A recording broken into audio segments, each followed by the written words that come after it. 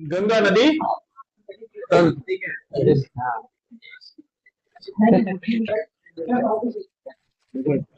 गंगा नदी दो धाराओं से मिलकर बनती है, भागीरथ और अलकनंदा। ये दोनों ही धाराएं देवप्रयाग में आके मिलती है, उसके बाद ये नदी गंगा कहलाती है। गंगा नदी हरिद्वार में सबसे पहले मैदानों में प्रवेश करती है। ये नदी उत्तराखंड में लगभग 110 किलोमीटर, उत्तर प्रदेश में 1450 किलोमीटर, बिहार में 445 और पश्चिम बंगाल में 520 किलोमीटर प्रवाहित होती है।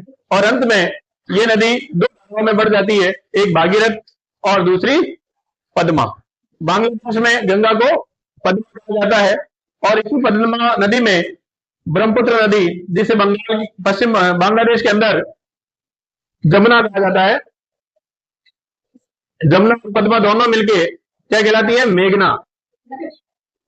और मेघना नदी बंगाल की खाड़ी में प्रवेश करती है। तो ये दोनों नदियां मिलने के बाद क्या कहलाती है? मेघना कहलाती है। और मेघना नदी बंगाल की खाड़ी में प्रवेश करती है। गंगा नदी कौन सा डेल्टा बनाती है? सुंदरवन का डेल्टा। कौन सा डेल्टा? सुंदरवन का डेल्टा, जो विश्व के सबसे बड़े डेल्टाओं में से एक है। इसकी प्रमुख सहायक नदियों में यमुना नदी यमुनोत्री से निकलती है। कहां से निकलती है? यमुनोत्री से निकलती है। और ये गंगा की सबसे पश्चिमी और सबसे बड़ी सहायक नदी है। कौन सी? यमुना नदी। और ये नदी वर्तमान इलाहाबाद में ये नदी गंगा से मिल जाती है। इसकी प्रमुख सहायक नदियों में चंबल, सिंध, बेतवा, केन है। और बाएं तट की सहायक नदियों में हिंडन, रिद्ध, सेगर और वरुणा है। चंबल जो इसकी प्रमुख सहायक नदी है, ये नदी मध्य प्रदेश में मालवा पठार पर स्थित महू जिले से निकलती है। और वहां से निकलने के बाद ये कोटा से राजस्थान में प्रवेश करती है, जो बूंदी, सवाईमाधोपुर, धौलपुर होते हुए यूपी के इटावा, कौन से स्थान?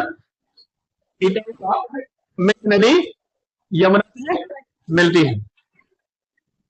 चंबल नदी में 4 बांध बने हुए हैं। एक राणा प्रताप सागर बांध, दूसरा गांधी सागर बांध, तीसरा जवाहर सागर बांध और चौथा कोटा बैराज। तो 4 बांध बने हुए, जिसमें से एक जो है राणा प्रताप सागर बांध एमपी के अंदर है, और 3 जो है वो राजस्थान में है, गांधी सागर, जवाहर सागर, कोटा बैराज। ये तीनों जो है राजस्थान में है। बाएं तट की सहायक नदियों में रामगंगा नदी कहां से निकलती है? रामगंगा नदी गढ़वाल की पहाड़ियों से निकलती है। गढ़वाल की पहाड़ियों से निकलने के बाद यूपी के कनौज में ये नदी गंगा से मिल जाती है। दूसरी सहायक नदी है गोमती। गोमती नदी जो है गोमल ताल से निकलती है। गोमल ताल से निकलने के बाद ये नदी वाराणसी के पास गंगा में मिल जाती है। घाघरा नदी नेपाल में मापचा चुंगो हिमनद से निकलती है।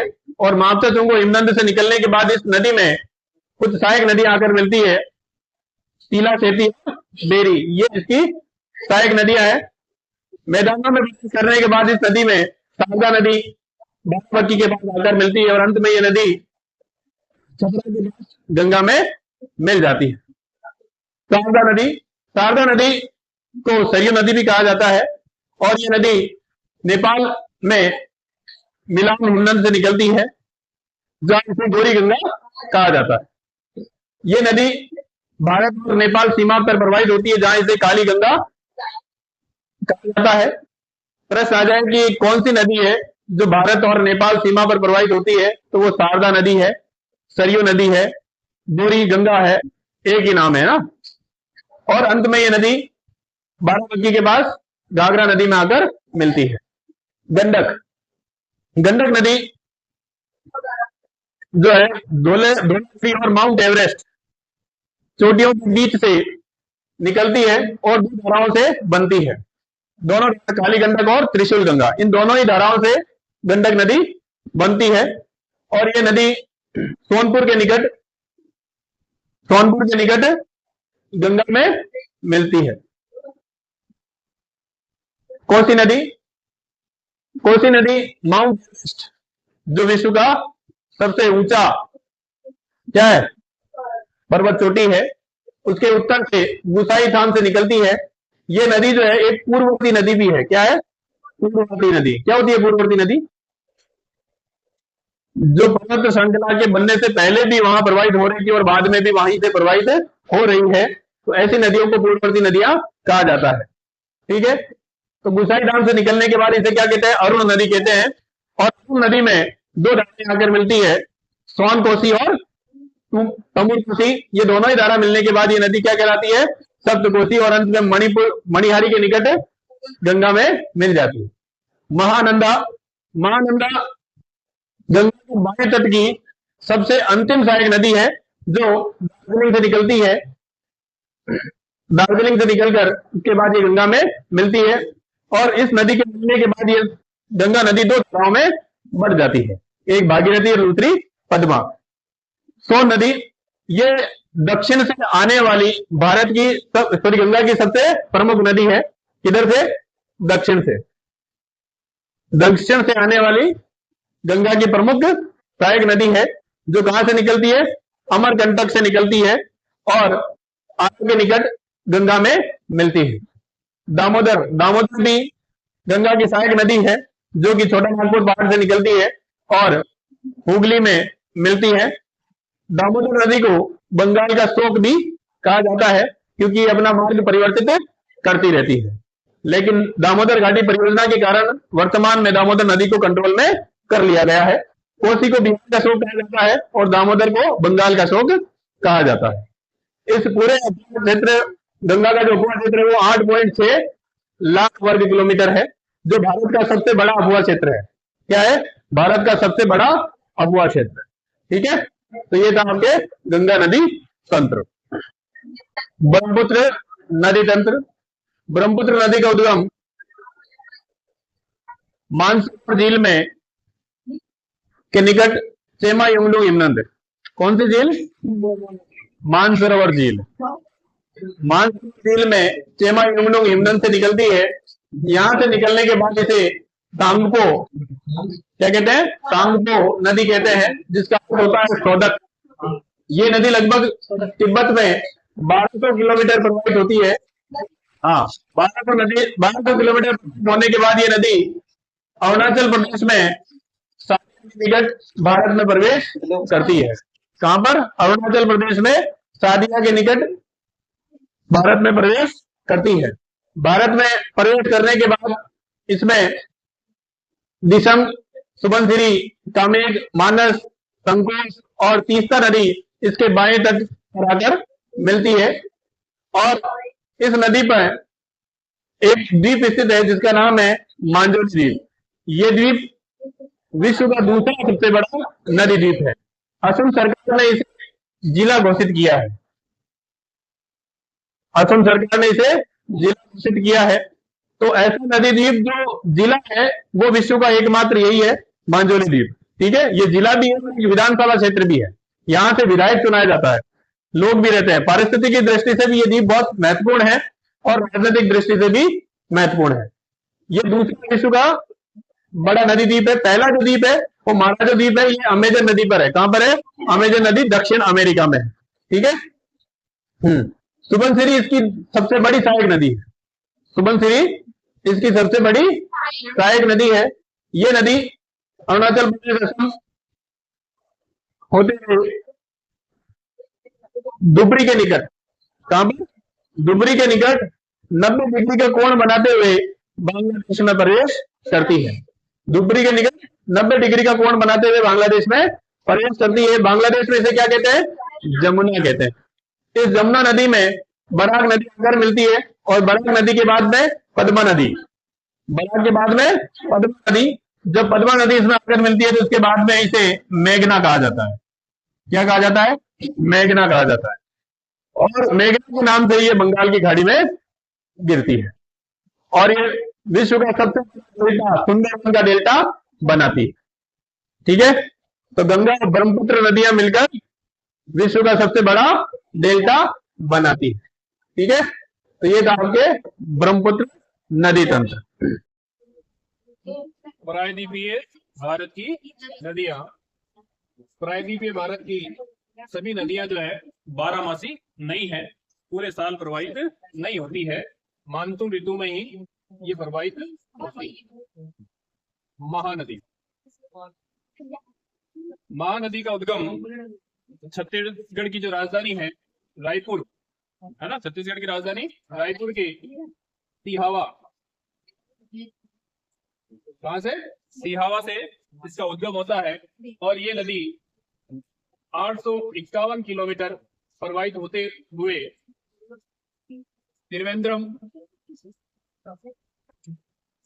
के निकट डेल्टा बनाते हुए, त्रिवेंद्रम के निकट डेल्टा बनाते हुए बंगाल की खाड़ी में गिरती, बंगाल की खाड़ी में गिरती है।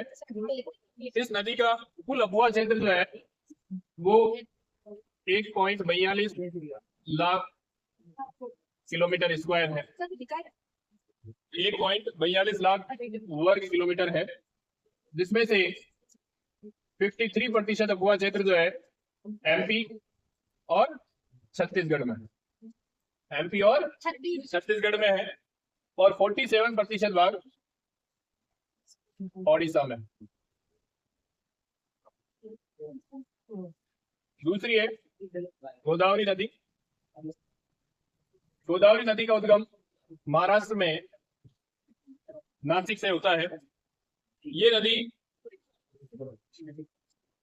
1465 किलोमीटर, 1465 किलोमीटर प्रवाहित होने के बाद राजा मुंद्री के निकट डेल्टा बनाते हुए बंगाल की खाड़ी में गिरती। यह प्रायद्वीपीय भारत की सबसे बड़ी नदी है। इसे दक्षिण गंगा भी कहते हैं। क्या कहते हैं? दक्षिण गंगा भी कहते हैं। और इस नदी की जो घाटी है, गोदावरी नदी की घाटी, इस घाटी में भारत के सर्वाधिक वन क्षेत्र और जनजातियां निवास करती है। इस नदी का कुल अफवाह क्षेत्र 3.13 लाख किलोमीटर है, लाख किलोमीटर स्क्वायर है, जिसमें से 49% महाराष्ट्र में, 20% एमपी छत्तीसगढ़ में और 31% आंध्र प्रदेश में। इसकी जो सहायक नदियां हैं, सहायक नदियां इसकी प्रमुख पेनगंगा, इंद्रावती, प्राणहिता और मंजरा, ये इसकी प्रमुख सहायक नदी है। ठीक है। इसे दक्षिण गंगा इसलिए कहा जाता है क्योंकि गंगा के समान प्रायद्वीपीय भारत की सबसे बड़ी और सबसे लंबी नदी है। ठीक है। कृष्णा, कृष्णा नदी का उद्गम सिहाद्री, हमने पढ़ा था ना, घाट पढ़े थे, सिहाद्री है ना, मालाबार घाट, तो सिहाद्री से में स्थित महाबलेश्वर, सिहाद्री में महाबलेश्वर से ये नदी निकलती है और ये नदी 1401 किलोमीटर प्रवाहित होने के बाद मछलीपट्टनम के निकट डेल्टा बनाते हुए बंगाल की खाड़ी में गिरती। ये प्रायद्वीपीय भारत की दूसरी सबसे बड़ी नदी है। पहली कौन सी है? गोदावरी। दूसरी कृष्णा नदी। कृष्णा नदी की सहायक नदियां जो है वो तुंगभद्रा, भीमा और कोयना। तुंगभद्रा, भीमा और कोयना कृष्णा की प्रमुख सहायक नदियां।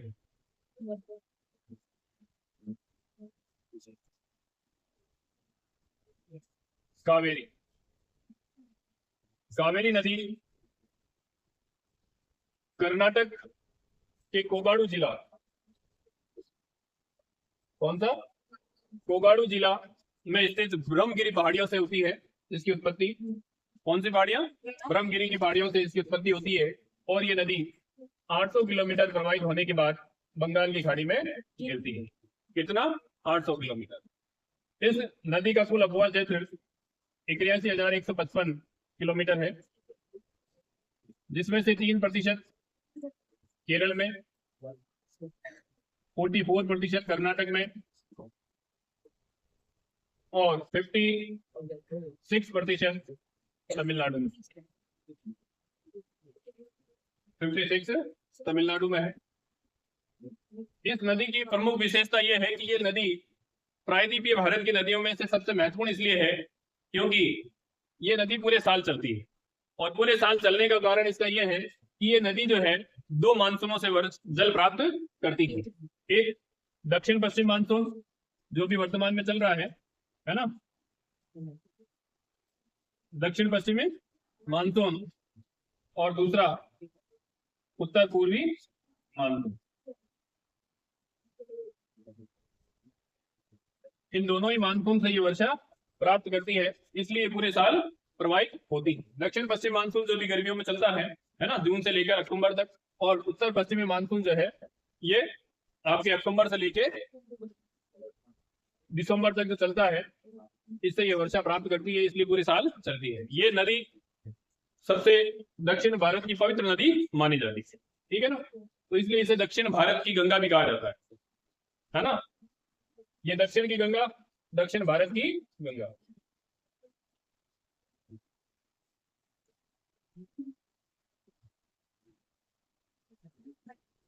पूर्वी तट पर ये सभी नदियां डेल्टा बनाती है। डेल्टा इसलिए बनाती है क्योंकि इनकी गति जो है वो धीमी होती है, और पश्चिमी तट पर जो नदियां हैं इनकी गति तीव्र होती है, अधिक होती है, इसलिए ये नदी जितनी भी अरब सागर में गिरने वाली नदियां हैं वो जवार नदमुख बनाती है, जवार नदमुख बनाती है, और ये नदी डेल्टा बनाती है। प्रायद्वीपीय भारत की बंगाल की खाड़ी में गिरने वाली सभी नदियां क्या बनाती है? डेल्टा, और अरब सागर में गिरने वाली नदियां जवार नदमुख बनाती है, ठीक है। नर्मदा नदी, नर्मदा नदी का उद्गम अमरकंटक से होता है। कहां से? अमरकंटक से होता है, और ये नदी 1312 किलोमीटर प्रवाहित होने के बाद 1312 किलोमीटर प्रवाहित होने के बाद बड़ोच के निकट जवार नदमुख बनाते हुए अरब सागर में गिरती। ये मध्य भारत की सबसे लंबी नदी है। कहां की? मध्य भारत की सबसे लंबी नदी है। ये नदी 2 पर्वत श्रेणियों के मध्य भ्रंश घाटी से प्रवाहित होती है। इसके उत्तर में विंध्याचल और दक्षिण में सतपुड़ा श्रेणी। उत्तर में कौन सी है? विंध्याचल, और दक्षिण में सतपुड़ा। इन दोनों श्रेणियों के मध्य भ्रंश घाटी बनाते हुए ये नदी बड़ोच के निकट जवार नदमुख बनाते हुए अरब सागर में गिरती है। इस नदी को एमपी में, मध्य प्रदेश में सिल्वर रिवर कहा जाता है। क्या कहा जाता है? Silver river. सिल्वर रिवर क्यों कहते हैं? चांदी के समान दिखाई देती है ना, जब ऊपर से हम देखते हैं तो इसकी शुद्धता और पवित्रता के कारण ऊपर से जो है एक चांदी के धागे के समान या तार के समान दिखाई देती है, इसलिए इसे सिल्वर रिवर भी कहा जाता है एमपी में। इस नदी पर जबलपुर के निकट एक जलप्रपात बनता है जिसका नाम है धुआंधार जलप्रपात। ये जबलपुर के बाद बनता है। इसके अलावा सशस्त्र धारा और दुग्ध धारा, ये भी 2 जलप्रपात है जो नर्मदा नदी द्वारा बनते हैं। ताप्ती नदी, ताप्ती नदी का उद्गम कहां से होता है? बैतूल जिले के मुल्ताई से होता है, और ये नदी 724 किलोमीटर, कितनी? 724 किलोमीटर प्रवाहित होने के बाद खंबात की खाड़ी में गिरती है। कौन सी खाड़ी? खंबात की खाड़ी, जो यहाँ पर है ना, ये खंबात की खाड़ी है। इस खंबात की खाड़ी में ये नदी गिरती है। माही नदी का उद्गम मध्य प्रदेश में महू जिले से होता है। मध्य प्रदेश में महू जिले से होता है, और ये नदी उत्तर में प्रवाहित होती हुई राजस्थान के बांसवाड़ा डूंगरपुर में होते हुए वापस दक्षिण में आकर खंबात की खाड़ी में गिरती है। माही नदी जो है ये एकमात्र नदी है पूरे विश्व में जो कर्क रेखा को 2 बार पार करती है। हाँ, कर्क रेखा को 2 बार पार करती है। अगर ये कर्क रेखा जैसे इस प्रकार जा रही है तो पहले तो जाएगी, फिर वापस नीचे की ओर आएगी। तो माही एकमात्र नदी है विश्व की जो कर्क रेखा को 2 बार पार करती है। साबरमती नदी उदयपुर के पास से निकलती है और खंभात की खाड़ी में गिरती है। लूणी नदी, लूणी ये राजस्थान में पुष्कर, नाम सुना, अजमेर के पास पुष्कर में 2 धाराओं से निकलती है, एक सागरमती और दूसरी सरस्वती। सागरमती व सरस्वती, इन 2 धाराओं से मिलकर बनती है। ये दोनों ही धाराएं जो है गोविंदगढ़ किसानगंज के पास में गोविंदगढ़ में आकर मिलती है और उसके बाद ये नदी लूणी कहलाती है। ये नदी बालोतरा है ना, बाड़मेर, बालोतरा तक इसका जल मीठा होता है, उसके बाद ये नदी खारी हो जाती है, इसका जल जो है वो खारा हो जाता है और ये बालोतरा के बाद में गुजरात में कच्छ के रण में गिरती है और कच्छ के रण तक पहुंचती है। ये कच्छ का रण है यहाँ पे, ठीक है। और जब ज्यादा ही कुछ पानी आ जाए, आवक ज्यादा हो जाए, तो ये कच्छ के रण से कच्छ की खाड़ी होते हैं पाकिस्तान तक भी चली जाए, ठीक है। तो ये प्रायद्वीप भारत की प्रमुख नदियां थी। इसके अलावा गोवा के पास में 2 नदियां हैं, मांडवी और जुआरी। कौन सी? मांडवी व जुआरी। ये इन दोनों ही नदियों से जो है आयरन यानी कि लोहा की प्राप्ति होती है, इसलिए इन दोनों ही नदियों को क्या कहा जाता है? Iron river. Iron river, Mandovi और जुआरी कौन से देश राज्यों में है? गोवा के अंदर। इसके अलावा कर्नाटक में भरतपुजा और पेरियार 2 नदियां हैं, भरतपुजा और पेरियार, जो अरब सागर में गिरती है। पेरियार नदी जो है इलायची की पहाड़ियों से निकलती है और अरब सागर में गिरती है। तो प्रायद्वीप भारत की जितनी भी नदियां अरब सागर में गिरती है वो सभी ज्वार नदमुख बनाती है, क्योंकि इनकी गति तेज होती है। और बंगाल की खाड़ी में गिरने वाली नदियां डेल्टा बनाती है, क्योंकि इनकी गति जो है वो धीमी होती है और नदियों द्वारा लाए गए अपशिष्ट पदार्थों से यहाँ डेल्टा का निर्माण करती है, ठीक है। तो ये थी प्रायद्वीप भारत की